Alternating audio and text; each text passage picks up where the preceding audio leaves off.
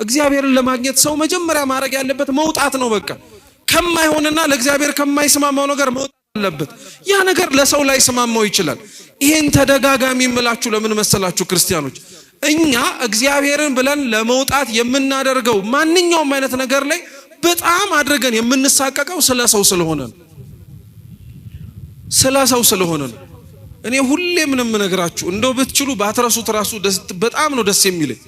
ሰውን ብላችሁ እግዚአብሔርን ከምታጡ እግዚአብሔርን ይዛችሁ ሰው ብታጡ ይሻልባችኋል። በእውነት አርጋችሁ ምን አብርሃም እኮ ከዛ ሲወጣ ያጎቱን ልጅ ሎጥን ባለቤቱ ሳራን ይዞ ነው የወጣው። ሀብት ንብረት ምንም ነገር አይደለም። እግዚአብሔር የሰጠውን ቃል ኪዳን አምኑ ስትወጡ የእውነት ነው መውጣት ያለባችሁ። መውጣት ካቃታችሁ ደግሞ አባ ሙሴ ጸሊም ምን ይላል መሰላችሁ? ድክመትህን ከእግዚአብሔር ፊት ጣል፣ እሱ ጥንካሬ ይሆናል ይላል።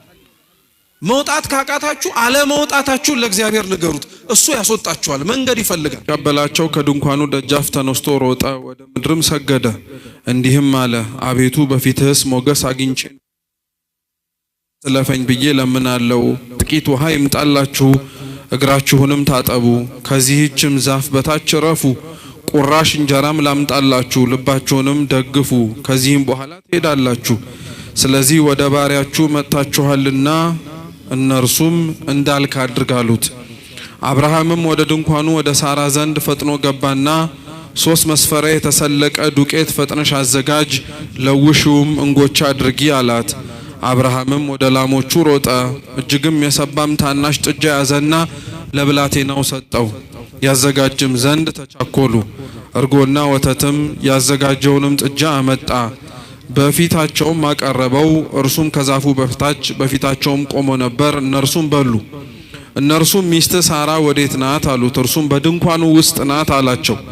እርሱም የዛሬ ዓመት እንደ ዛሬው ጊዜ ወደ አንተ በእውነት እመለሳለሁ፣ ሚስት ሳራም ልጅን ታገኛለች አለ። ሳራም በድንኳኑ ደጃፍ በስተኋላው ሳለች ይህንን ሰማች። አብርሃምና ሳራም በእድሜያቸው ሸምግለው ፈጽመው አርጅተው ነበር። በሴት ከሳራ ተቋርጦ ነበር። ሳራም በልቧ እንዲህ ስትል ሳቀች፣ ካረጀው በኋላ በውኑ ፍትወት ይሆንልኛልን? ጌታዬም ፈጽሞ ሸምግሏል። እግዚአብሔርም አብርሃምን አለው፣ ካረጀው በኋላ በውኑ ወልዳለሁን ስትል ሳራ ለምን ሳቀች? በውኑ ለእግዚአብሔር የሚሳነው ነገር አለን? የዛሬ ዓመት እንደ ዛሬው ጊዜ ወደ አንተ መጣለሁ፣ ሳራም ልጅን ታገኛለች። ሳራም ስለፈራች አልሳኩም ስትል ካደች። እርሱም አይደለም ሳቅሽ እንጂ አላት ይላል። ስለ ቃሉ የአምላካችን የልዑል እግዚአብሔር ተገነ ይሁን። ይህ ሁሉ ምናልባት ለማስታወስ ስለሚከብድ እኛ ኦሪት ዘፍጥረት ምዕራፍ 18 ቁጥር 14 ላይ ያለውን ኃይለ ቃል መነሻ አድርገን እንማራለን። እስኪ በውኑ በሉ ሁላችሁም በውኑ ለእግዚአብሔር የሚሳነው ነገር አለን? በዚህ ርዕስ መነሻነት እንማራለን። አምላካችን በጉባኤያችን መሃል ተገኝቶ እንዲያስተምረን እንዲመክረን የእርሱ ቅዱስ ፈቃድ ይሁንልን። በኦሪት ዘፍጥረት ምዕራፍ 18 ተጽፎ የምናገኘው ከእግዚአብሔር ወዳጆች መካከል አንዱ የሆነው ሁሉን ጥሎለት ያለውን ነገር በሙሉ የተከተለው ያበብዙሃን የብዙዎች አባት ስለተባለው ስለ አብርሃም ጽድቅና ስለ አብርሃም እምነትም ጭምር የሚያነሳ ታሪክ ነው። አብርሃም በኦሪት ዘፍጥረት ውስጥ ታሪካቸው በስፋት ተጽፎ ከሚገኙ አባቶች መካከል አንዱ ነው። ኦሪት ዘፍጥረት ሙሴ የተባለው ሊቀ ነቢያት ከጻፋቸው ከአምስቱ መጽሐፍት መካከል አንዱ ነው። ሙሴ እንደ ቤተ ክርስቲያናችን አስተምህሮ 5 መጽሐፍትን ጽፏል። የመጀመሪያው ኦሪት ዘፍጥረት ወይም ኦሪት ዘልደት ይባላል። ዓለማትን ካለመኖር ወደ መኖር እግዚአብሔር አምላክ እንዴት እንዳመጣቸው የሚያነሳ የሚያወራ ቢሆንም ስለ ስነ ፍጥረት ግን አውርቶ የሚያበቃው በ2 ምዕራፎች ብቻ ነው። መጽሐፍ ቅዱስ ዝርዝር የሆኑ ሐሳቦችን እንደሚናገረው ሁሉ በብዙሃን ደረጃ ግን መጽሐፍ ቅዱስ ፍሬ ነገሮችን የሚያወራው። ለዛ ነው መጽሐፍ ቅዱስ ልክ እንደ ሸማ ጥቅል እንደ ወርቅ እንክብል ጠቅልሎ የተናገራቸውን ሐሳቦችና ትምህርቶች አዋልድ መጽሐፍት ደግሞ ያፍታቱና ያብራሩ ሐሳቦቹን በደንብ አድርገው ይገልጧቸዋል። በኦሪት ዘፍጥረት በ2 ምዕራፎች የተጻፈው የዘፍጥረት ታሪክ ወይም ዓለማት ካለመኖር ወደ መኖር እንዴት እግዚአብሔር እንዳመጣቸው የምናገኘው ታሪክ በዝርዝር ተጽፎ የምናገኘው በስነ ፍጥረት መጽሐፍቶች ከሚባሉት መካከል አንዱ በሆነው በአክሲማሮስ ነው በቅዱስ ኤጲፋኒዮስ ድርሰት። ግን ኦሪት ዘፍጥረት ተብሎ የተጠራው ስለ 2 ምዕራፎች ተብሎ ነው። ሌሎቹ ምዕራፎች ግን ካይታቿቸው ከሆነ ስለ ሰዎች ታሪክ ነው የሚያወሩት እና ኦሪት ዘፍጥረት ላይ በጣም ሰፊውን ታሪክ ይዘው የሚገኙት አባቶች 3 ናቸው። እነሱም አብርሃም፣ ይስሐቅና ያዕቆብ ናቸው። እስኪ አብርሃም በሉ፣ ይስሐቅ፣ ያዕቆብ። እነዚህ 3ቱ ርዕሳነ አበው አርእስተ አበው እየተባሉ ይጠራሉ። የአባቶቻችን ራስ ቀደምት እግዚአብሔር አምላክ እንዴት እንደሚመለክ በሕገ ልቡና ዘመን እግዚአብሔርን እያመለኩ ያሳዩን ደጋግ አባቶች ናቸው። የመጀመሪያው ሙሴ የጻፈው መጽሐፍ ይህ ነው። ሁለተኛው የጻፈው መጽሐፍ ኦሪት ዘጸአት ነው። እስኪ ኦሪት ዘጸአት በሉ። ዘጸአት መውጣት ማለት ነው። እስራኤላውያን ወደ ግብጽ ባርነት ገብተው የቆዩባቸውን ዘመናትና እግዚአብሔር አምላክ ደግሞ ከዛ የባርነት ቀንበር ነፃ አውጥቷቸው ተስፋ ወደሚያደርጉት ወደ ምድረ ርስት ከነዓን እስኪገቡ ድረስ እንዴት እንደጠበቃቸው የምናገኘው ታሪክ ኦሪት ዘጸአት ላይ ነው። የኦሪት ዘጸአት ዋነኛ አስኳል ታሪኩም ይህ ነው። ሶስተኛው ኦሪት ዘሌዋውያን ነው። እስኪ ኦሪት ዘሌዋውያን በሉ። ኦሪት ዘሌዋውያን ከአምስቱ የሙሴ መጽሐፍት መካከል በነገድ ስም የተጠራ ነው። ሌሎቹ በነገድ ስም አልተጠሩም። ሌዋውያን የተባሉት የሌዊ ልጆች ናቸው። ይህ ደግሞ የቀደመው የደብተራ ኦሪት ወይንም ደግሞ እግዚአብሔር ይመለክበት የነበረው የታቦተ ጽዮን የድንኳኑ ስርዓት እንዴት መሆን እንዳለበት ካህናተ ኦሪት እንዴት የኦሪቱን ቤተ መቅደስ እንደሚያገለግሉት እግዚአብሔር አምላክ ስርዓት የሰራበት መጽሐፍ ነው። አራተኛው መጽሐፍ ደግሞ ኦሪት ዘሁልቅ ይባላል። እስኪ ድገሙት። ኦሪት ዘሁልቅ፣ ሁልቅ የቁጥር መጽሐፍ ማለት ነው። እስራኤላውያን ሙሴ 2 ጊዜ ቆጥሯቸዋል ይባላል። ወይም ሙሴና ኢያሱ 2 ጊዜ እንደቆጠሯቸው ይናገራል። የመጀመሪያው እስራኤላውያን የተቆጠሩት ከግብጽ ባርነት ሲወጡ ነው። ልክ የኤርትራን ባህር እንደተሻገሩ ሙሴ ቆጥሯቸዋል። ስንት ህዝብ ከዚህ ከግብጽ ባርነት ወጥቶ ወደ ምድረ ርስት ከነዓን ጉዞ መጓዝ እንደጀመረ ለማሳየት። ሁለተኛው እስራኤላውያን የተቆጠሩት ደግሞ ከነዓን ሲገቡ ነው። ከነዓን ሲገቡ ደግሞ ድጋሚ ተቆጥረዋል። ይሄ በዋነኝነት ኦሪት ዘሁልቅ ላይ ያለ ታሪክ ነው። አምስተኛው የሙሴ መጽሐፍ ደግሞ ኦሪት ዘዳግም ይባላል። እንደ ስሙ እንደምትረዱት ዳግም ማለት ድጋሚ ማለት ነው። በእነዚህ በአምስቱ በተለይ ደግሞ በኦሪት ዘጸአት፣ ዘሌዋውያን፣ ዘሁልቅ ላይ ያሉትን ሐሳቦች ሙሴ ድጋሚ የጻፈበት ነው። ይህ መጽሐፍ ታሪኮቹን ድጋሚ እንዲጽፍ የተገደደበትን ምክንያት ባጭሩ ላስረዳችሁ። እስራኤላውያን ከግብጽ ባርነት ወጥተው ምድረ ርስት ከነዓን ለመውረስ 40 ቀን ብቻ ነበረ ጉዞ የነበረባቸው። ነገር ግን እግዚአብሔር ከግብጽ ባርነት ካስወጣቸው ጊዜ ጀምሮ እስራኤላውያን እንዳስወጣቸውና ነፃነታቸውን ሲለምኑት እንደነበሩት እንደ እግዚአብሔር ሐሳብ ሊሆኑለት ስላልቻሉ 40 ቀን ይወስድባቸው የነበረው ጉዞ 40 ዓመት ነው የፈጀባቸው። ሰው ከእግዚአብሔር ሐሳብ፣ ሰው ከእግዚአብሔር አመለካከትና ሰው ለእግዚአብሔር ሊኖረው የሚገባው ኑሮ አለመኖር ሲጀምር ከእግዚአብሔር የሚሻውንም ነገርም ጭምር ማግኘት አይችልም። በአብዛኞቻችን ሕይወት ቅርብ ሆነው ሳለ ለምነን የራቁብን እያንዳንዱ ነገሮች ከኛ በጣም ሩቅ ሆነው አይደለም፣ ከኛ በጣም ያን ያክል ሊሰጡንም ጭምር ያልተገቡ ስለሆነ አይደለም። እግዚአብሔር ብዙ የለመናቸውን ነገሮች የሚያዘገይብን አንደኛ እነዛን የለመናቸውን ነገሮች ለመቀበል ዝግጁ ስላልሆንን ነው። የትኛውም ሰው እኮ እጁ በቆሸሸበት እህል አንስቶ አይበላም። መጀመሪያ ምኑን የሚናጸው እጁን ይታጠባል። እንዲሁ ሁሉ እግዚአብሔርን ለለመነው ስጦታ ሁሉ ስጦታውን ለመቀበል የሚያስችል ማንነትም ለማቀበል የሚያስችል ስብዕናም ጭምር ከሌለን ያንን እግዚአብሔር እስኪያስተካክልና እስኪገነባ ድረስ የምንለምነውን ነገር ላይሰጠን ይችላል። ሁለተኛው የጠየቅነው ነገር በጣም ሊዘገይብን የሚችለው በኃጢአት ነው። እስራኤላውያን ምክንያቱ ይህ ነበር። አንዴ ጣዖት ሲያመልኩ፣ አንዴ ለፈለጉት ነገር ሲገዙ፣ አንዱ ደግሞ እግዚአብሔር ላደረገላቸው ነገር ምስጋና ቢስ ሲሆኑ። ምን ሲሆኑ አልኳችሁ? ምስጋና ቢስ ሲሆኑ። እግዚአብሔርን በነገራችን ላይ ክርስቲያኖች ኃጢአት ሰርተን ከምናሳዝነው ባልተናነሰ ስላረገልን ነገር የማናመሰግነውም ነገር ጭምር እንደሚያሳዝነው ታውቃላችሁ። እውነቴን እንምላችሁ እግዚአብሔርን እስራኤላውያን አርገው እንዲያሳዝኑት ምክንያት የሆናቸው ኃጢአት ሰርተው የማይደረግ ነገር ስላደረጉለት ብቻ አይደለም።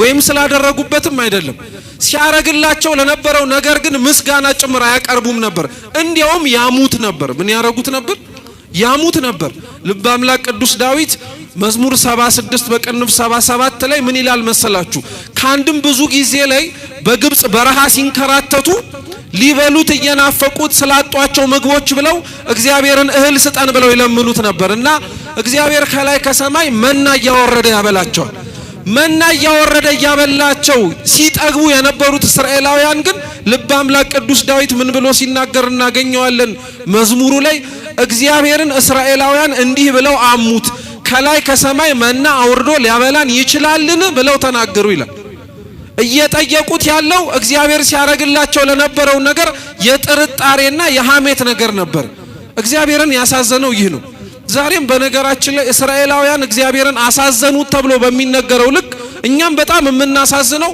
ኃጢያት በመስራታችን ብቻ ሳይሆን ስላረገልን ነገር እግዚአብሔርን አለማመስገናችን ነው ሊያውም አውቀነው ሳናውቀው የተደረገልን ነገር እሺ ቢያንስ ስላላወቅነው ነው ይባላል ለምነን እንኳን ስለተደረገልን ነገር እኛ እናመሰግን እና እግዚአብሔር በጣም ያዝንባቸው የነበረው ለዛ ነው 40 ዘመን ፈጀባቸው አዲስ ትውልድ ነው ከነዓንን የወረሳት ስለዚህ አባቶቹ ትላንትና ያጠፉትን ጥፋት አባቶቹ ትላንትና ከእግዚአብሔር ጋር ሲኖሩት የነበረው ኑሮ እንዲያውቀው ተብሎ ለአዲሱ ትውልድ ኦሪት ዘዳግም ተጻፈ እነዚህና ሌሎችም በኦሪት በነገራችን ላይ የምናገኛቸው መጽሐፎች ግን ክርስቲያኖች በአጠቃላይ ሐሳባቸውና ዋነኛ ማጠንጠኛ ጉዳያቸው ግን ትንቢት ነው ወይንም ደግሞ ወደፊት ስለሚመጣው ነገር እግዚአብሔር ህዝቡን ማዘጋጀትን ነው ኦሪት ዘፍጥረት ስለ ስነ ፍጥረት ብቻ አይደለም የሚያወራው በነገራችን ላይ እግዚአብሔር ዓለማትን ካለመኖር ወደ መኖር ማምጣቱን ሳይሆን ኦሪት ዘፍጥረት የሚያወራው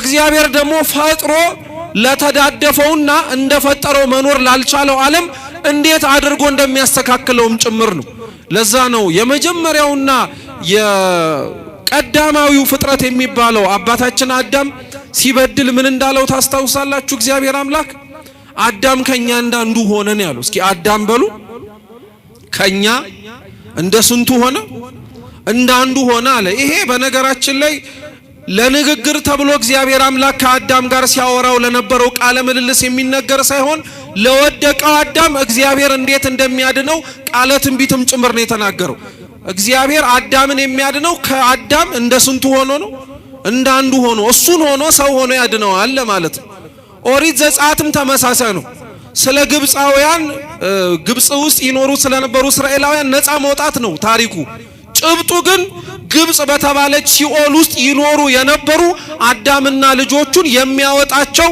በሙሴ የተተካው እውነተኛው እረኛችን የክርስቶስ ታሪክ ነው ኦሪት ዘሌዋውያንም ተመሳሳይ ነው ስለ ደብተራ ኦሪት ያወራ እንጂ ክርስቶስ ስለሚመሰረታት ስለ ቤተ መቅደስ ታሪክ ነው ስለ ካህናት ሥርዓት ይናገራል ግን ስለ ሐዲስ ኪዳን ሥርዓት የሚያወራም ጭምር ነው በሚስጥር ኦሪት ዘሁልቅም ተመሳሳይ ነው እስራኤላውያን 2 ጊዜ ተቆጥረዋል ስንት ጊዜ እኛም 2 ጊዜ እንቆጠራለን ሲል ነው አንደኛ የተቆጠርነው በ40 በ80 ቀን ቤተ መቅደስ ስንመጣ ክርስቲያን ተብለን ተቆጥረናል ሁለተኛ ደግሞ እንቆጠራለን ይሄን ክርስትና የተሰጠንን ሀብት ኖረ ነው እግዚአብሔር አምላክ ፊት ለፍርዱ ስንቆም እንቆጠራለን ድጋሚ ለዛ ነው ክርስቶስ እኮ በጎቹን እና ፍየሎቹን በቀኙ ሲያቆም የበጎቹን ቁጥር እንደ ፍየሎቹ ቁጥር ያውቃቸዋል ከነዛ ለመቆጠር ነው አሁን እኛ እየደከመን ያለን ክርስቲያን ባመነው እምነት ብቻ ተመስግኖ የሚጸድቅ ሳይሆን ባመነው እምነት መኖር ሲችል አምኖት የሚኖረውን እምነት ደግሞ እንዳያጣ መንፈሳዊ ተጋድሎ ያስፈልገዋል በቃ የእግዚአብሔር የሰጠንን ጸጋ መንፈሳዊ ነው ብላችሁ የምታስቡትን ምንም ነገር ክርስቲያኖች እንዳታጡት ግዴታ ተጋድሎ ያስፈልጋል ይሄ ተጋድሎ ሰው ላይ ጥመው ይችላል ይሄ ተጋድሎ ከሰው ጋር ላያስማማ ይችላል ይሄ ተጋድሎ ከሰው ጋር ላያስኖርም ይችላል ከእግዚአብሔር ጋር መጣበቅ ይሻላል እሱም ብሎ ከሰው ጋር ተጣብቆ ከመተው ይልቅ ይሄን በደንብ ጠንቅቀው ተምረንበታል ኦሪት ዘዳግምም ተመሳሳይ ጭብጡ ያው ነው ድጋሚ መነገር ማለት ትላንትና ይሰበክ የነበረው በሐዋርያት ዘመን ላይ የነበረው ወንጌል ዛሬም እንደሚሰበከው ለማለት ነው ስለዚህ ዘፍጥረት 18 ላይ ያለው የአብርሃም ታሪክ በቁመናው ለሚያነበው ታሪክ ነው በውስጡ ግን ትልቁም ነገር አይቷል ትልቁም ነገርም ጭምራል እሷን ነው ባጭሩ ቢያንስ ለመመልከት የምንሞክረው። እግዚአብሔር ከሁላችን ጋር ይሁን። ዘፍጥረት 18 ሲነበብ እንደሰማችሁት አብርሃም ለተወሰኑ ቀናት ማለትም ሊቃውንት ሲናገሩ 3 ቀን ነው የሚሉት ለ3 ቀን ምክንያት እንግዳ ካልተቀበለ በቀር እንደማይበላ ስለሚያውቅ ራሱን መስቀለኛ ከሆነ መንገድ ላይ በመጣሃት ራሱን መጥቶ ደም አፍስሶ ትላንት ደገኛ ሆኖ እንግዶችን ይቀበል የነበረው አብርሃም ዛሬ ደግሞ እንግዶችን እየጠላ የሚገፋ ሰው ሆኗል ብሎ ብዙዎችን ከመንገድ ወደ አብርሃም ሳይመጡ አስቀረበት እና አብርሃም ያለ እንግዳ ሳይበላ ስለማይጠጣ ይህንን ምክንያት አርጎ 3 ቀንና 3 ሌሊት ሳይበላና ሳይጠጣ አደረ እንግዳ እየጠበቀ። አንዳንድ ሊቃውንት ደግሞ ሲናገሩ አብርሃም 3 ቀንና 3 ሌሊት የጠበቀው ሌሎች እንግዳዎችን ለመጠበቅ ብቻ ብሎ ሳይሆን አብርሃም 3 ቀንና 3 ሌሊት ዘፍጥረት 17 ላይ ስለ ግዝረት እግዚአብሔር ሕግ ሰጥቶት ነበር እና ተገዝሮ ቁስሉ ሳይደርቅለት 3 ቀንና 3 ሌሊት እንደቆየም ጭምር ይናገራሉ። ልብ ብላችሁ ስሙ። እንግዳ ጠፍቶበት ተገዝሮ ቁስሉ ሳይደርቅለት አብርሃም ከድንኳኑ ወጥቶ እንግዳ ይፈልግ ነበር። የአብርሃምን ያለ እንግዳ አልበላም የሚለውን ቁርጥ ሕሊና ያወቀው እግዚአብሔር ታዲያ በመምሪያ አድባር ዛፍ ስር በ3 አረጋውያን አምሳል ተገለጠለት። አብርሃም እነሱን አየ። ሲነበብ እንደሰማችሁት ሮጦ ለመቀበል ሞከረ። እግራቸው ስር ዝቅ ብሎ ሰግዶ ባሪያችሁ ነኝና እባካችሁ ጌቶቼ በፊታችሁ ባለሟልነትን አግኝቼ ከሆነ እባካችሁ ገብታችሁ ቤቴ ተስተናገዱልኝ ብሎ ለመነ። እንዳልክ ይሁን አሉት። አስተናገዳቸው። ታሪኩ ይሄ ነው። ታሪኩን ድጋሚ ልተርክላችሁ ሳይሆን መጽሐፍ ቅዱስን እንዴት አድርገን ብሉይ ኪዳንን መመልከት እንዳለብን ለማጠየቅ ነው ባጭሩ ለማንሳት የምፈልገው። ብዙ ሰው የብሉይ ኪዳን ታሪክ ተፈጽሞ ያለፈና ታሪክ ብቻ ይመስለዋል። ነገር ግን ብሉይ ኪዳን ክርስቲያኖች ለሐዲስ ኪዳን ጥላ እንደመሆኑ አስቀድሞ እግዚአብሔር ሐሳቡን ከመፈጸሙ በፊት ጽፎ የምናገኝበት መጽሐፍም ጭምር። አብርሃም የመምሪያ አድባር ዛፍ ስር ቆሞ ያያቸው ወይንም ደግሞ ተቀምጦ የተመለከታቸው 3 አረጋውያን ቤተክርስቲያናችን እንደምታስተምረን የአጋዕዝተ ዓለም የቅድስት ሥላሴ ወይም የልዑል እግዚአብሔር ምሳሌ ነው። መምሬ ማለት በነገራችን ላይ በዕብራይስጥ ራእይ ማለት ነው። ምን ማለት ነው? ራእይ ማለት ነው። አብርሃም በመምሪያ አድባር ዛፍ ስር አረጋውያኑን አየ ማለት በራእይ አብርሃም በ3ቱ አረጋውያን አምሳል በኋላ ላይ እንጨት በተባለ መስቀል ላይ የሚሰቀለውን ክርስቶስን ተመለከተው ለማለት ነው። ይህንን ክርስቶስን ሲያየው አብርሃም ወደ ዛፉ እየሮጠ ሄደና ተንበርክኮ በፊት ሞገስን አግኝቼ ከሆነ እባክህ ተስተናገድልኛል። አብርሃም ያንን እንግዳ ለመቀበል ሲወጣ መጀመሪያ የነበረበትና የተገኘበት ቦታ ከድንኳኑ ወጥቶ ነው። እስኪ ከድንኳኑ ወጥቶ በሉ። ከድንኳኑ ወጥቶ ማለት ምን ማለት መሰላችሁ? አብርሃም እንግዳውን ሲቀበልና ሲጠብቅ የነበረው እንደ እንግዳነቱ ከድንኳኑ ወጥቶ ነው ሲባል ሰው እግዚአብሔርን ለመቀበል ሲፈልግ ድንኳን ከተባለ ከስጋዊ አስተሳሰብ መላቀቅ አለበት ነው ማለት ነው። ከዛ ወጥቶ ከድንኳኑ ፊት ላይ ቆሞ ይጠብቅ ነበር። ሰው እግዚአብሔርን ለማወቅ ሰው እግዚአብሔርን ለመረዳት ይህን ማድረግ ነው ያለበት። መቼም ከአብርሃም ምን አዲስ ነገር ሊወጣ ይችላል? ልክ አሁን ዛሬ ዓመታዊ ክብረ በዓላቱን የምናከብርለት ከ12 ሐዋርያት መካከል አንዱ ቅዱስ ናትናኤል ነው። ናትናኤል ትዝ ይላችኋል? የዮሐንስ ወንጌል ምዕራፍ 1 ላይ ያለ ጌታችን ኢየሱስ ክርስቶስ ከጠራቸው ደቀ መዛሙርት መካከል አንዱ ነው እና ናትናኤል በፊልጶስ ነው የተጠራው። ፊልጶስ ሄዶ የናዝሬቱን ኢየሱስ አገኘነው ብሎ ነገረው እና ናትናኤል የኦሪት ምሁር ስለነበር ምን ብሎ ነገር መለሰለት? በእውኑ ከናዝሬት በጎ ነገር ሊወጣ ይችላልን አሉ። አንዳንድ ሰው እንዲህ አይነት ጠባይ ያለበት በእውኑ ከሰማው ታሪክ አዲስ ነገር ሊወጣ ይችላልን ይላል። ቃለ እግዚአብሔር ግን እንደ ወንዝ ጅረት ነው። መቼም ምስጢሩ አይታጣም። መቼም ሰውን ሊያስተምርበት የሚችልበት ቁም ነገር እግዚአብሔር አጥቶ ያቅ። ስለዚህ እንደሰማነው ታሪክ አድርገን ልቡናችንን አንዝጋው። አይምሮአችንን ከፍተን ማስተዋል የምንችልበት እግዚአብሔር ይርዳን። ስለዚህ አብርሃም እግዚአብሔር አምላክን በመምሪያ አድባር ዛፍ ስር ተቀበለው። እንዳልኳችሁ መምሬ ማለት ራእይ ማለት ነው። ራእይ ተመለከተ ለማለትም ነው ተብሎ ይተረጎማል። ዛፉ የተባለችው የቀራኒዮ ቦታ ናት። ምክንያቱም አብርሃም በመምሪያ አድባር ዛፍ ስር ሶስቱን አረጋውያን ሲያገኛቸው ቀትር 6 ሰዓት ነበር። በቀትር 6 ሰዓት ነው ቅድስት ሥላሴ የአብርሃም ድንኳን ባለበት ቦታ ላይ በዛች ዛፍ ስር የተገኙ ሁሉ ቀትር በተባለ ሰዓትም ዛፍ ጌታችን ኢየሱስ ክርስቶስ ተሰቅሎ ለዓለም ድህነት እንደታየው ሁሉ ማለት ነው። አብርሃም ያንን ምስጢር ለማየት ሲል ከነበረበት ድንኳን ወጥቶ ነበር የተቀመጠው። የድንኳኑ መውጣት ደግሞ እንደ ድንኳን መውጣት ተብሎ አባቶቻችን አላለፉትም።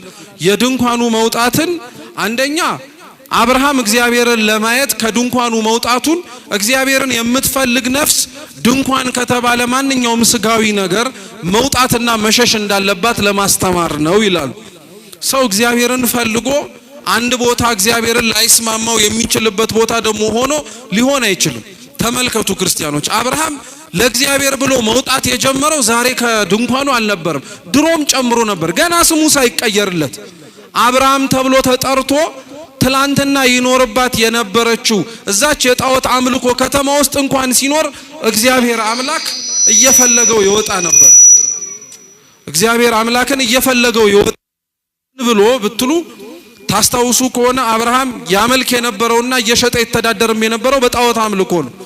እና ያን ጣዖት አምልኮ ይተዳደርበት የነበረውን ግዑዝ ነገር አንድ አምላክን የሚጠየቀውን ጥያቄ ጠየቀው። ቢርበው ቢጠማው መንገዱ ረዝሞበት በንግግር ያጥርልኛል ብሎ ቢያምንም ያን ሁሉ ሊያረግለት አልቻለም።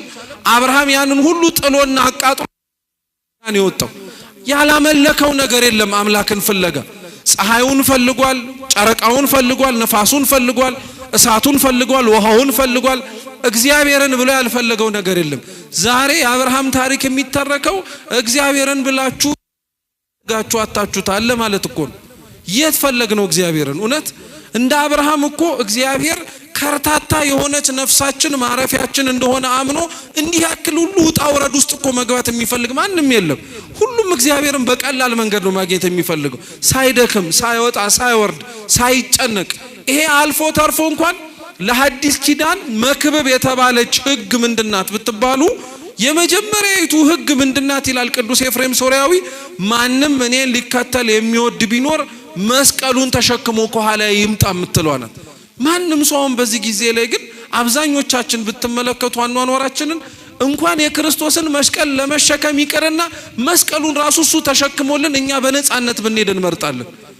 ግን መውጣት ያስፈልጋል። በቃ የሆነ ዋጋ ለእግዚአብሔር ብሎ መከፈል ግድ ይለዋል። እና ያ ዋጋ ነው አብርሃም የከፈለው። ሁሉንም አማልክት ናቸው ብሎ የሚያምናቸውን ነገሮች በሙሉ ሲፈትሽ፣ ሲወጣ፣ ሲወርድ ሲፈልግ ከርታታ የሆነች ነፍሱ የምታርፍበት ቦታ ከአቅሙ በላይ ሲሆን ግን ያው የፀሐይ አምላክ ተናገረኝ አለ። ለዛ ነው አባቶች ሊቃውንት ሲናገሩ ምን ይላል መሰላችሁ? የሰው ዕውቀቱና እምነቱ አብረው ተናበው የሚሄዱ ነገሮች መሆን አለባቸው። ሰው አዋቂ ስለሆነ አማኝ መሆን አይችልም አይባል። ሰው አማኝ ስለሆነ ደግሞ አትወቅም አይባል። አንዳንድ በተለምዶ እየተባሉ ነገር ግን መታረም ያለባቸው ነገሮች መካከል ምን መሰላችሁ? አንዳንድ እያወቁ በቤተ ክርስቲያን ውስጥ ያለውንም ትምህርት እየተማሩ እያጠፉ ያሉ ሰዎችን ሲመለከት አንዳንድ ሰው ምን ይላል መሰላችሁ? አጥፍቶ እያወቁ ከማጥፋት እንዲሁ ዝም ብዬ ሳልማር ቤተ ክርስቲያንን እንዲሁ ያልተማረ ሆኜ ብኖር እመርጣለሁ የሚል ሰው ገጥሟቸው ያውቃል? የተማረ ሰው ሲያጠፋ አይቶ የተማረ ሰው ሲሳሳት ተመልክቶ ማለት ነው። መማርን ለማመን በጣም እንደሚያዳግት ነገር ማመንን ደግሞ ላለማወቅ በጣም እንደማይሆን ነገር አድርገን አናጋጫቸው። ማመንም ማወቅም አብረው መሄድ ይችላሉ። ልዩነታቸው ግን ምን መሰላችሁ? ዕውቀት ለማንኛውም ሰው ሊያደርሰው የሚችለው እስከዚህ ደመና ነው። ሊያደርሰው የሚችለው እስከዚህ እስከሚመለከተው ነገር ነው። እንኳን ጭንቅላት ይቀርና አይን እንኳን ማየት የሚችለው ማየት እስከሚችልበት ርቀት ነው። ከዛ በኋላ ነገሩ እንኳን እያለ ቢሆን አይናችሁ ግን ማየት ላይችል ይችላል። አሁን እዚህ ሆናችሁ ልታዩት የምትችሉት እኔን ወይ ሊቃውንቱን አሊያ ከጀርባ ያለውን የቤተ መቅደሱን በር ነው። ከዛ ውስጥ ያሉትን የቤተ መቅደሱን ነገሮች ግን ማየት ስላልቻላችሁ እናንተ በአይናችሁ እነዛ ነገሮች የሉም ይባላል? መልሱ እንጂ አይባል። ማየት ያቃተው የማን አይን ነው? የሰውም ጭንቅላት ተመሳሳይ ነው። እስከ ደመናው ነው ማለት ዕውቀታችሁ እስካወቃችሁበት ልክ ሊደርስ የሚችል ነገር ጋር ያደርሳችኋል። ዕውቀት ለክርስቲያን ይሄ ነው። እምነት ግን ምን ያረጋል መሰላችሁ? ከደመናው በላይ ያሻግራችኋል። የማይታየውን ያሳያችኋል። የማይታመነውን እንድታምኑ ያረጋችኋል። አብርሃም በዕውቀቱ እስከሚችለው ድረስ ሄደ። ከዕውቀቱ በላይ ግን ሲሆን እምነቱን ተጠቀመ። የፀሐይ አምላክ ተናገረኛል። የዛን ጊዜ ለእግዚአብሔር ነገረው። ምን አለ? ከካራን ውጣ አለው። ከምን ውጣ? ከካራን ውጣ አለው። አያችሁት? አብርሃም እግዚአብሔርን ለመከተል መውጣት የጀመረው ከዛች ድንኳን አይደለም፣ ከሀገርም ጭምር ወጥቶለታል እግዚአብሔር ብሎ። ዛሬ እኮ እንደ ሀገር ካለንባቸው ብዙ ነገሮች የማይስማሙ ክፉ ነገሮች መውጣት እንዳለብን ታውቃላችሁ። ኃጢያቱ፣ ጭካኔው የማይስማሙን ብዙ ነገሮች አሉ። ልንወጣባቸው የሚገቡ መገኘት የማይጠበቁብን ብዙ ቦታዎች አሉ። ስለተገኘንባቸው ልንመስላቸው የማይጠበቁብን ራሱ እጅግ ብዙ ነገሮች አሉ። በጣም ብዙ ክርስቲያን ነው የምነግራችሁ፣ ክርስቲያኖች ስላለበትና ስለሚሆንባቸው ጉዳዮች ምክንያት አድርጎ ብዙ ነገሮቹ ሲለወጥ ይችላል። ለምሳሌ ክፉ የሆነ ዓለም ውስጥ ስለኖርን ክርስቲያኖች ክፉ መሆን አለባቸው ማለት ነው? የሚዋሽ፣ የሚቀጥፍ፣ የሚያታልል፣ የሚያጭበረብር ዓለም ላይ ስለኖርን እኛም እንደዛ ለመሆን ግዴታ መታደል አለብን ብላችሁ ታምናላችሁ? አይኖርብንም። ግን ለምንድነዋል እንደዛ መሆን አለብን ብለን አይምሯችን። ለዛ ነው የታክሲ ላይ ጥቅስ አይታችሁ ታውቃላችሁ? በፍየል ዘመን ምን አትሁን የሚል ደሞ ታውቁታላችሁ እኮ እናንተ ራሳችሁ። በፍየል ዘመን ምን አትሁን አትችልም እንደዛ። አሁን ይሄ ትልቅ አባባል ነው ያለኛ። እውነቱን እኮ ነው ምን አንላለን? እንትና ልጅ ምናምን ተብሎ የተጻፈ ጥቅስ አንብበ ልክ አይደለም። ግን እኮ ወንጌል የምንኖርባት መርሃችን ግን እንደምትል ታውቃላችሁ? ለሐዋርያት ክርስቶስ እንዲህ ነው ያላቸው፣ በተኩላዎች መካከል እንደ በግ አሳልፋቸዋለሁ ያለው። በግ መሆን ያንተ ድርሻ ነው። ተኩላውን አፍ መዝጋት ደግሞ የዳንኤል አምላክ ድርሻ ነው። እኛ ስለምንፈራ እኮ ነው ታውቃላችሁ። የእግዚአብሔርንም የኛንም ስራ መስራት እንፈልጋለን። የተኩላውንም አፍ መዝጋት እንፈልጋለን። እንደ በግም መኖር እንፈልጋለን። የተኩላውን አፍ መዝጋት የእግዚአብሔር ድርሻ መሆኑን ስንዘነጋና ወይ ከኛ አቅም በላይ ሲሆን ግን እንዴ የምን በፍየል ዘመን በግ መሆን ነው ብለን እንለወጣለን። ግን እውነት አፈጣጠራችን ራሱ ለዛ ይሆን። ምሳሌ ልስጣችሁ። ሰውን ሰው የሚያስብለው ስጋውና ነፍሱ ነው አይደል? ነው አይደለም? ነፍሳችሁ ስጋችሁ ውስጥ ነው ያለችው አይደል? ነፍሳችሁ ረቂቅ ናት፣ ስጋችሁ የሚጨበጥ ነው። ነፍሳችሁ ስጋችሁ የሚጨበጠው ውስጥ ስላደረች ብላ ካልተጨበጥኩኝ ትላለች አትልም። ክርስቲያን ማለት ይሄ ነው። የሚኖርበት ዓለም የማይሆን ስለሆነ እኔም የማይሆን መሆን እችላለሁ ማለት አይችልም። አብርሃም ወጣ። እግዚአብሔርን ለማግኘት ሰው መጀመሪያ ማድረግ ያለበት መውጣት ነው። በቃ ከማይሆንና ለእግዚአብሔር ከማይስማማው ነገር መውጣት አለበት። ያ ነገር ለሰው ላይ ስማማው ይችላል። ይሄን ተደጋጋሚ የምላችሁ ለምን መሰላችሁ ክርስቲያኖች? እኛ እግዚአብሔርን ብለን ለመውጣት የምናደርገው ማንኛውም አይነት ነገር ላይ በጣም አድርገን የምንሳቀቀው ስለ ሰው ስለሆነ ነው። ስለ ሰው ስለሆነ ነው። እኔ ሁሌ ምንም ነግራችሁ እንደው ብትችሉ ባትረሱት ራሱ በጣም ነው ደስ የሚለኝ። ሰውን ብላችሁ እግዚአብሔርን ከምታጡ እግዚአብሔርን ይዛችሁ ሰው ብታጡ ይሻልባችኋል። በእውነት አርጋችሁ ምን አብርሃም እኮ ከዛ ሲወጣ ያጎቱን ልጅ ሎጥን ባለቤቱ ሳራን ይዞ ነው የወጣው። ሀብት ንብረት ምኑም ነገር አይደለም። እግዚአብሔር የሰጠውን ቃል ኪዳን አምኖ ስትወጡ የእውነት ነው መውጣት ያለባችሁ። መውጣት ካቃታችሁ ደግሞ አባ ሙሴ ጸሊም ምን ይላል መሰላችሁ? ድክመትህን ከእግዚአብሔር ፊት ጣል፣ እሱ ጥንካሬ ይሆናል ይላል። መውጣት ካቃታችሁ አለመውጣታችሁን ለእግዚአብሔር ንገሩት፣ እሱ ያስወጣችኋል። መንገድ ይፈልጋል። አብርሃም ወጣ። ይኖርበት የነበረው ቦታ ድንኳን ነው። ድንኳን ውስጥ አስባችሁታል? ረጅም ዓመት የኖረ ሰው ነው አብርሃም። አንድም ቀን ግን ሊኖርበት የሚያስፈልገውን ቦታ ለመስራት አስቦ አያውቅም። ለምን? የወጣባት ሀገር እንዳለች ሁሉ የሚወጣባት ዓለም እንዳለች ያውቃል። ዛሬ አኗኗራችን እኮ እቺን ዓለም ጥለናት የምንሄድ አይመስልም አይደል? ስንቱን ስናከማች፣ ስንቱን ስንበላ፣ ስንቱን ስንመኝ፣ ስንቱን ለማድረግ ስንሮጥ ጥለናት እንደምንሄድ ራሱ አናስብም። ደክምላታለን። እውነት ልንገራችሁ ቅዱስ ኤፍሬም ሶርያዊ እንዲህ ይላቸዋል፣ ለዚህች ዓለም ብትደክሙና ብትኖሩላት መጨረሻ የምትሰጣችሁ መቃብር ነው። ለእግዚአብሔር ግን ብትኖሩለት ከሞት በኋላ ሕይወት ይሰጣችኋል ይላል። ለእግዚአብሔር ድከሙለት። አብርሃም ድንኳን ውስጥ የኖረው ቤት መስራት ከብዶት አይደለም። እንደ ተወው ሀገር እንደዚህ ሁሉ የሚተወም ዓለም እንዳለ ስለሚያውቀው ነው። ይሄ ሁሉ አላፊ ጠፊ እንደሆነ ተረዳ። እግዚአብሔር ይህን ለመረዳት ማስተዋሉን ይስጠን።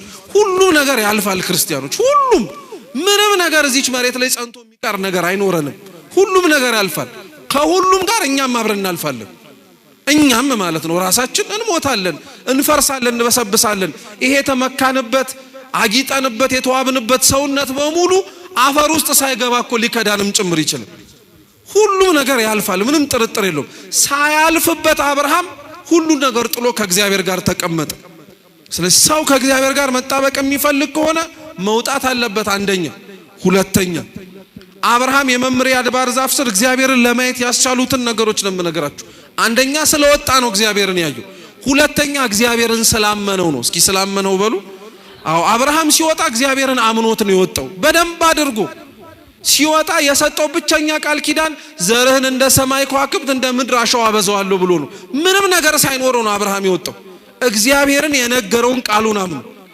ዛሬ እውነት እግዚአብሔር አምላክ እኮ አወርሳችኋለሁ እያለ የሚያስተምረንን እንኳን እኮ መንግስቱን የማያምን ክርስቲያን ያለንበት ጊዜ ላይ ነው እግዚአብሔር ሊያረግልን የሚችለውን ነገር የምንጠራጠር መቼ እግዚአብሔር በቃሉ ተናግሮ ሳያደርገው የፈጸመው መቼ እግዚአብሔር ተናግሮ ያስቀረው ነገር አለ ክርስቲያኖች ለያውም ለኛ ክፉ አባትና በመሬት ላይ የሚኖር የሥጋ እናት የምትኖር የሥጋ እናት እንኳን ለልጆቿ ከምትራራው በላይ ነው እግዚአብሔር የሚራራው ለልጆቹ መቼም አጉድሎ ያቅም እግዚአብሔር አምላክ ክርስቲያን ፈልጋል አሁን ያለንበት ጊዜ ላይ ግን ምን መሰላችሁ አማኝ ነው ያለው እንጂ ታማኝ የለበት ሁላችንም አማኝ ነን በደንብ አድርገን ታማኝ ግን አይደለን እግዚአብሔርን ለምናምነው እምነትና አረጋቸዋለሁ ያላቸውን ነገሮች በሙሉ እናምነዋለን አዎ ያረጋዋል እንላለን ላመነው እምነትን ግን እንታመንለት ማለት ግን አንችልም ታማኝ አይደለንም ምክንያቱም ሁሌም ልባችን እንደወላወለ ነው አንዴዛ አንዴዚህ ይላል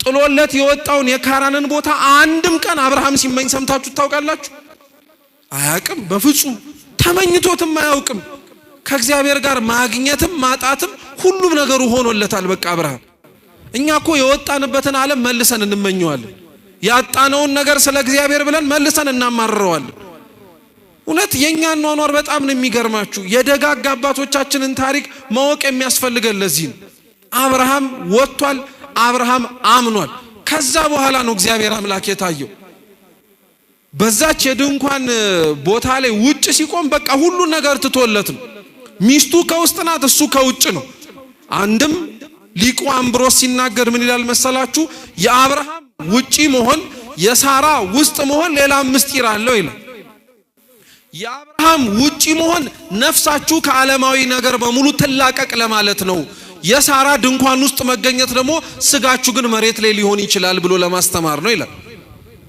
ስጋችሁ እዚህ ቢሆንም ነፍሳችሁና ህሊናችሁ ግን እዚህ መሆን የለበትም የሁላችንም ለዛ እኮ ነው በቤተ መቅደስ ውስጥ በመናደርጋቸው ሥርዓት አምልኮች ውስጥ ይህንን ነገር ሊያቃጭሉ የሚችሉ ሥርዓተ ቅዳሴያችን ላይ ሲነገሩ ሰምታችኋል አይምሩ ሀበዘ ተቀውሙ የቆማችሁበትን ቦታ አስተውሉ መሬት መሆኑን ረስተነው አይደለም ቤተ ክርስቲያን መሆኑን ረስተነው አይደለም ስጋችን የቆመበትን ቦታ ዘንግተነው አይደለም ነፍሳችሁ የቆመችባት ቦታ ግን ለሰማያዊት ኢየሩሳሌም አምሳያ ናትና ወደ ላይ ውጡ ማለት እኮ ነው ልቡናችሁ በሰማይ ይሁን ሐሳብህ ላይ ይሁን መሬት ላይ አታድርገው ይቅርብህ እየተባለ እኮ ነው አብርሃምና ሳራ ይሄን ያስተማሩት አብርሃም ሄደ በዛ በመምሪያ አድባር ዛፍ ስር የተገለጡለትን ሶስት አረጋውያን እንግዶች ናቸው ብሎ ነው አምን ሄዶ ምንድናቸው እንግዶች ናቸው ብሎ ነው የተከበሩ ሰዎች ናቸው ብሎ አይደለም እግዚአብሔር ነውም ብሎ አይደለም ልዩ ፍጥረት ነውም ብሎ አይደለም እንግዶች ናቸው ብሎ ነው ሄዶ አይገርም እኛኮ የምናከብረውንና ለማክበር የምንመርጠውን ሰው ራሱ እኮ እንለያለን ማን ምን መደረግ እንዳለበት እናውቃለን አኗኗራችን ስለሚያስታውቅ ነው እውነቱንም ነግራችሁ አብርሃም እነዛን እንግዶች በተንከባከበበት መንገድ መንከባከብ ነበረበት 3 ቀን ሳይበላ ሳይጠጣ ሊያውም እየተለማመጠ እኛኮ እንግዳ እንኳን እኮ ከውጭ ሆኖ ካልመጡ አልገባም ሲል እኮ ምን ያቀብጠዋል ዝም ብሎ መግባት ነው በሩን ክፈትለት ምናምን እኮ ነው የምንለውኝ እንግዳ እንኳን እንዴት አድርገን መንከባከብ እንዳለብን አናውቅም ለምን መሰላችሁ የምንለው ሲጀመር እንግዳ ማለት መታረም ያለበትን ሌላ ነገር ልንገራችሁ እንግዳ ማለት ዘመድ ማለት አይደለም እንግዳ ማለት ጓደኛ ማለት አይደለም እንግዳ ማለት እኔም ማውቀው እናንተ የምታውቁት ሰው አይደለም እንግዳ ማለት የማታውቀው ሰው ነው ክርስቶስ ዳግም ሲመጣ እንግዳ ሆኜ ተቀበለኸኛል ሲል ወገን ዘመድህን እኮ አይደለም የማታውቀው ሰው ሆኖ ነው የሚመጣው አብርሃም አብርሃም እነዚህን 3 አረጋውያን ከዚህ በፊት አይቷቸው አያውቅም። እግዚአብሔርም አንተ ጋር ሲመጣ አይታው በማታውቀው መንገድ ሊመጣ ይችላል። ማን ይጠበቀዋል? ተመልከቱ፣ ቅዱስ ጳውሎስ እግዚአብሔርን በብርሃን መጥቶ ይጥለኛል ብሎ ጠብቆት ነበር? አልጠበቀውም እኮ። ሰይፍ ይዞ ለመጣው ለጳውሎስ ደንዳናና ጨካኝ ልብ ለጊዜው እግዚአብሔር ግን በብርሃን የተገለጠለት። ማን ይጠበቃል? ከሰይፍና ከብርሃን የትኛው ይጠነክራል? ክርስቲያኖች ብርሃን አይቶ የሞተ ሰው ታውቃላችሁ? ሰይፍ ግን ተነስቶበት የሞተ ሰው አለ፣ ደንግጦም ወይ ተመቶም ጭምር። ሰይፉ የጳውሎስን ጭካኔ ሲወክል፣ ብርሃኑ ደግሞ የእግዚአብሔርን ፍቅር ነው የሚወክል። ጨካኝ ሆነው ለመጡበት ሰዎች ራሱ እግዚአብሔር አመጣጡ አይገርምም? በፍቅር ነው። ለምን መሰላችሁ? መዓቱ አይመልስም ፍቅሩ ካልመለሰ። የእግዚአብሔር ፍቅሩ ካልመለሰን ካላስተካከለን በፍጹም መዓቱ ሊመልሰን አይችልም። እንዴት ብሎስ ጭምር መዓቱን ለመድ ነው። እንደምታዩት ቁጣውንም ጎርፉንም በሽታውንም ወረሽኙንም ለመድ ነው መዓቱን። አሁን ምናልባት አዲስ ሊሆንብን የሚችለው ለኛ ፍቅሩ ነው። እንደ አዲስ ልንቀምሰው ልናጣጥመው የሚያስፈልገን ነገር እሱ ነው። ሊያክመንም ሊያረመንም ሊያስተካከለንም የሚችለው ነገር። በፍጹም ጳውሎስ በጠበቀው አላገኘው፣ እንደ እንግዳን ያገኘው። ናትናኤልንም ተመልከቱት፣ እንደ እንግዳን የሆነበት ከናዝሬት መልካም ነገር ሊወጣ ይችላልን ብሎ ነው የጠየቀው። ነው ያልኳችሁ፣ እውነት ነው። ናዝሬት የድሆች ከተማ ናት። ድሆች ከሆኑት ባለጸጋ፣ ሰዎች ከሚገፏቸው ሌላውን ሰው ሊያቀርብ የሚችል ሰው ሊወጣ ይችላልን ብሎ ጠየቀ። ያልተጠበቀ ነገር ነው። አብርሃምም ያልተጠበቀ ነገር ነው ያደረገለት እግዚአብሔር። ለዛ ነው ቅዱስ ጳውሎስ የዕብራውያን መልእክቱ ላይ አንዳንዶች ባለማወቅ እንግዶችን እንቀበላለን ብለው እግዚአብሔርን ተቀብለዋልና ይላል። ልክ ነው። እንግዳ መቀበል ክብር አለው። ክርስቲያኖች ዛሬ ደጃችን ላይ ያንኳኳ የሚለምኑትንና የሚማጸኑትን የማናውቃቸውን ሰዎች እውነት ብንችል ምን አለ ደጃችንን ከፍተን ብናስገባቸው። ቤታችን ባናስገባ ግቢያችን ቢቀመጡ፣ የምንበላውን ቢበሉ የምንጠጣውን ቢጠጡ ምን ችግር አለበት? እውነት በጣም ነው የምናሳዝነው። እማንበላውን ለምን ለሰው እንሰጣለን? እማንጠጣውን ለምን ለሰው እንሰጣለን? እንዴ ወንጌል እኮ እንደዚህ አላስተማረችንም። የእውነቴን ነው የምነግራችሁ። በፍጹም ስንደግስ እንኳን ብድራቱን ሊመልስ ለማይችል ሰው ነው ጠርተን እንድናበላ የሚያዘን። በፍጹም ምክንያቱም ብድርህን ሊመልስ ለሚችል ሰው ብትቀልበውማ የተሻለ ድግስ ደግሶ አንተንም ባለዳ ያደርጋል። ድሆችን ግን ብታበላቸው ሰጥተው ሊሄዱት የሚችሉት አንድ ያለቻቸው ሀብት የክርስቶስ ስም እግዚአብሔር ነው። እግዚአብሔር ይስጥህ ይላሉ። ማን ይስጥህ? እግዚአብሔር ይስጥህ። እውነት ይሄ ወንጌል ተኑሯል። ደግሞ የሐዋርያት ሥራ ላይ ትዝ ይላችኋል። ጴጥሮስና ዮሐንስ በሌሊቱ ሰዓት ወደ ቤተ መቅደስ ለጸሎት ሲሄዱ አንድ ሽባ የሆነ ሰው ከቤተ መቅደሱ በር ላይ ያገኙ እየለመነ እና እባካችሁ ጌቶች አትለፉኝ፣ ያላችሁን ገንዘብ ስጡኝ አለ። እና ምንም ገንዘብ የላቸውም ሐዋርያት። ክርስቶስን ሲከተሉ ሁሉን ትተው ነው የሄዱት። አያችሁ፣ የአብርሃም ልጆች ናቸው። አብርሃም ሁሉን ጥሎ አይደል የወጣው? ሐዋርያትም ሁሉን ጥለውት ነው የሄዱት። በቃ ገንዘብ የላቸው ምን የላቸው፣ ለጀርባቸው ራፊ ጨርቅና የሚመረኮዟት በትር ነው ያለችው። ምንም ነገር የላቸው። ከሁሉም በላይ የሚሆን ግን ስም አላቸው። እሱም የክርስቶስን። ገንዘብ ስጠን ሲሉት የለኝም ገንዘብ ግን አለ በናዝሬቱ በኢየሱስ ክርስቶስም ተነስተ ተመላለስ አለው። ቀጥ ብሎ ነው የተመላለሰው። ከገንዘብ በላይ የሆነን ስም ይሰጣሉ። ነዳያን፣ እንግዶች፣ የማናውቃቸው ማለት እኒህ ናቸው። ያልጠበቅነውን ሲሳይ የሚሰጡ ማለት ነው። አብርሃም እንዲህ አድርጎ ነው እግዚአብሔርን የተቀበለው። ሮጠ፣ ተመረኮዘ፣ ወደቀ። እንዲህ አብርሃምን እንደዚሁ ታሪኩን ስናመጣው ቀላል መሰለ እንጂ እኮ በጣም ባለጸጋ ሽማግሌ እኮ ነው። ረጅም ዓመት የኖረ እንግዳ ለመቀበል ያለው ፍጥነት አይገርማችሁ? እየሮጠ ሄዶ ከግራቸው ተደፋ ባልበላ አንጀቱ። ጌቶቼ በፊታችሁ ሞገስን አግኝቼ ከሆነ እባካችሁ አትለፉኝ አለ። እስኪ አቤቱ በሉ፣ አትለፉኝ። አይገርምም? ትልቅ ጸሎት እኮ ነው እግዚአብሔርን አትለፈኝ ማለት። እግዚአብሔርን አትለፈኝ ማለት ትልቅ ጸሎት ነው በእውነት። ቤተ መቅደስ የምንጸልየው ቢጠፋን እንኳን እኮ ቆመን ቦታው የሱ እንደሆነ ካወቅን የመምሪያ አድባር ዛፍ ስር የተገለጠው እግዚአብሔር ዛሬ በዛፉ አምሳል በሆነች በቤተ ክርስቲያን እንደሚመጣ እንደሚወርድ ካወቅን ምንም በጸለይ ቢከብደን እኮ አትለፈኝ ማለት አንድ ጸሎት እኮ ነው። አትለፉኝ። ሞገስ አግኝቼ ከሆነ አትለፉኝ። ሞገስ ባይኖረንም አይለፈን ብሎ መለመን ነው። ለእግራችሁ ውሃ ላምጣል ልጠባችኋል። እሺ እንደወደድ ካርጋሉት። አብርሃም ውሃ አምጥቶ አጠበ። ምን ለማለት ተፈልጎ ይመስላችኋል? ክርስቶስ በመስቀል ከመሰቀሉ አስቀድሞ በዛች የሐሙስ ምሽት እራት ላይ ስጋውን ደሙን ቆርሶ ከመስጠቱ አስቀድሞ በእራፊ ጨርቅ ወገቡን ታጥቆ የደቀ መዛሙርቱን እግር ቁጭ ብሎ ዝቅ ብሎ ምን አርጓል? አጥቧል። በደም አርጎ ተመልከቱ። አብርሃም ግን ከደቀ መዛሙርቱ በለጠ። አይደንግም? ክርስቶስ እግራቸውን አጥቦ ከጨረሰ በኋላ ሁሉም በጣም ተገርመው ነበር። በተለይ ቅዱስ ጴጥሮስ እሱማ ገና ሳይታጠብ ራሱ እኔ በአንተ እጅ ምን አላረግም ብሎ ነበር። አልታጠብም ብሎ እኮ ነበር። ግን ክብሩን ሲነግረው ካልታጠብክ ድል ፈንታ እግሬን ብቻ ሳይሆን መላ ሰውነቴን እጠበኛል። አይ እግሩን የታጠበ ይበቃዋል አለ። እግሩን አጠበው። ከዚህ በኋላ አለቀ። አብርሃም አይገርምም? የሐዋርያትን እግር ዝቅ ብሎ ያጠበውን የሱን እግር ነው ያጠበው። የደቀ መዛሙርቱን እንኳን ክብር ከፍ ያለ ክብር ያለው ነው አብርሃም። የጌታውን እግር ዝቅ ብሎ ነው ያጠበው። ምን አይነት መታደል እንደሆነ አስቡት። መውጣት ብቻ አይደለም ከእግዚአብሔር ጋር የሚያገናኛችሁ፣ መላቀቅ ብቻ አይደለም። ያለ ትህትናም በፍጹም እግዚአብሔር ልታገኙት አትችሉ። ዝቅ ማለት ማንን ጎዳው? እውነቴን እኮ ነው የምላችሁ። አብዛኞቹ መኖርን ትህትናን መላበስን አላስኖር ያለ ዓለም ላይ ስለሆነን እኮ ነው እርግፍ አድርገን መተውን የመረጥነው። ግን ማንን ጎዳ? እውነት ዝቅ ብሎ እግርን ማጠብን፣ ዝቅ ብሎ መታዘዝን። ሊያውም ቤተክርስቲያን ውስጥ ያለ ሰው በጣም ነው የሚገርማችሁ። በጣም እኮ ቀላል ነገር ነበረ።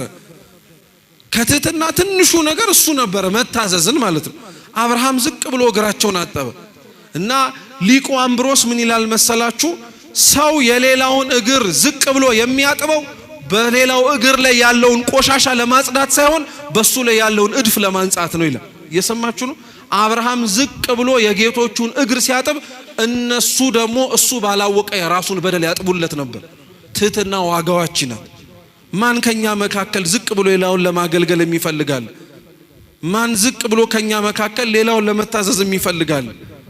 እውነት እንዲህ አይነቱ የታደለ ጸጋ ያለው ሰው ዝቅ በማለቱ ሌላውን እየጠቀመ ሳይሆን ማንን ነው መልሶ የሚጠቅመው? ራሱን ነው በደሉን የሚያነጻው። ከእግዚአብሔር ፊት ያለንን ሸክም እንዲቀልልን ትፈልጋላችሁ? የሌሎቹን ሸክም እናቅልልላቸው። ልባችን ላይ ቂም ያዝንባቸው፣ በቀል ያዝንባቸው፣ ተሸክመናቸው ምንዞራቸው ብዙ ሰዎች አሉ። ሰውነታቸው እኛ ውስጥ አይሁን እንጂ እዚህ ውስጥ የተሸከምነው ሰው የለም? እዚህ ውስጥም የተሸከምነው ሰው አለ። እስኪ ሁሉንም እናውጣቸው። እነሱን ስታወጣ አንተ እኮ ነው የምትነጻው፣ ታውቃለህ? እነሱን ይቅር ስትል አንተ እኮ ነው ይቅር የምትባለው። አብርሃም እግራቸውን አጠበ። እባካችሁ ግቡ ብሎ የተናገረው አብርሃም እግራቸውን አጥቦ ሲጨርስ ተመልሶ እየሮጠ ለሚስቱ ነገራት። እባክሽ በሶስት መስፈሪያ ዱቄት ሰልቂና አንድ እንጎቻ ጋግሪላቸዋል። ሶስቱን ጎቻ አንድ መሆኑ እውነት ነው፣ የምስጢረ ሥላሴ ትምህርት ነው። ሶስት ሲሆኑ አንድም ሲሆኑ ስንት ስለሆኑ? ሶስት ስለሆኑ። ቅዱስ ቄርሎስ ግን ምን ይላል? በሶስት እንጎቻ አንድ በሶስት መስፈሪያ ዱቄት አንድ እንጎቻ ጋግሪ ማለት ሶስቱ መስፈሪያ የተባሉት እምነት፣ ተስፋና ፍቅር ናቸው ይላል። እስኪ እምነት በሉ። ከዛስ በእነዚህ ሶስቱ የተለወሰ ምግባር የሚበላ ነገር ይኖራችሁ ማለት ነው። እግዚአብሔርን በእምነታችሁ ብቻ አታገልግሉት፣ ተስፋም ይኖራችሁ። በተስፋችሁ ብቻ አታገለግሉት፣ ደግሞ ምንም ጭምር ይኖራችሁ፣ ፍቅርም ይኖራችሁ ጭምር ማለት ነው። እነዚህ ሶስቱ የተስማሙለት ሰው ለእግዚአብሔር እንደሚበላ እንጀራ ነው። ለእግዚአብሔር እንደሚጠጣ እንደሚያረካ መጠጥም ጭምር። እንጎቻ ጋገሩ።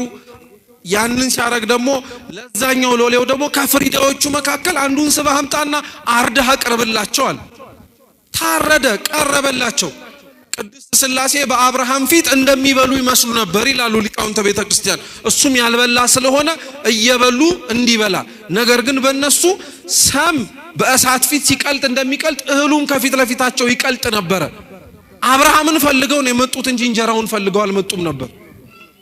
እሱን ወዳጃቸውን ፈልገው ነው እንጂ የተገኙት የሚያቀርበውን ምግብ ፈልገውት አይደለም። ዛሬም ክርስቲያኖች አትርሱ፣ እናንተን ነው እንጂ ሌላውን ነገር እግዚአብሔር መጀመሪያ አይፈልግም። ከናንተ በኋላ ነው ሌላው ነገር የሚመጣው።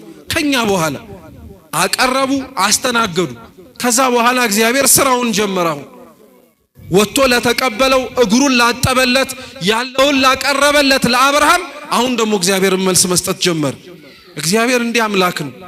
ስንወጣለት ክፉ ከማይስማማው ነገር ስንለይለት በትህትና ሆነን ዝቅ ስንልለት ያለንን ነገር ይህ ነው ያለው ያኔ እሱ ደግሞ መሙላትና መስራት ይጀምራል። ምን አለው? ለመጪው ዓመት ስመጣ ወይም በቀጣይ ዓመት ስገኝ ልጅ ትወልዳለህ አለ። ማን ነገረው? ልጅ የለኝም ብሎ አብርሃም ከእግዚአብሔር ፊት አንዲትም ቅሬታ አላሰማም።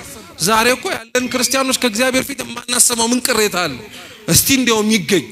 አሁን እውነት እግዚአብሔር እንደ እንግዳኛ ቤት ቢገኝ እና እንንከባከበዋለን? እሱ መሆኑን ስናውቅ ራሱ ጥያቄያችንን የምንጀምረው መጀመሪያ እኔ ጉዳይ ይለቅ ብለን። አብርሃም ማድረግ ያለበትን ነገር በሙሉ አረገ። እግዚአብሔር ከዛ በኋላ እሱ ሊነግረው ያልፈለገውን በልቡ ጓዳ ያለውን ነገር ደግሞ እያወጣ መናገር ጀመረ። ለዛ ነው ሊቃውንት አሁንም መልሰው ወደ አብርሃም ድንኳን ይመልሱናል። በአብርሃም ድንኳን ውስጥ የነበረችው ሳራ አብርሃም በእግዚአብሔር ፊት ያልተናገረው የልቡ ምስጢር ነው። በአብርሃም ድንኳን በውጭ የነበረው አብርሃም ደግሞ ለእግዚአብሔር ያወራለት ነገር ነው። ለእግዚአብሔር መስማት ያለበትን መሆን ያለብንን ነገር ስንሆንለት ለኛ የሚያስፈልገንን መስጠት ይጀምራል። ዛሬ የምንፈልገውን ከእግዚአብሔር ያጣነው እኮ እኛም ለእግዚአብሔር እንደሚፈልገው ስላልሆንለት። እውነታው እንደዛ ነው። ልጅ እሰጥሃለሁ፣ ለሚመጣው ዓመት ልጅ ይኖርሃል አለ። ከውስጥ ሆና እንደሰማችሁት ባለቤቱ ታቀች እና ለምን ትስቂያለሽ አለ። ከዛም በኋላ የወለደችው ልጅ ይስሐቅ የተባለው ይስሐቅ ሲባል ሁሌም መሳቋን በእግዚአብሔር ፊት እያስታወሰች ያንን ልጅ የእግዚአብሔር እንደሆነ እንድታቀው ለማድረግ ነው። ነገር ግን እኛ የትምህርታችን ዋናው አስኳል አድርጌ ቁጥር 14 ላይ ነገርኳችሁ ነገር ነው።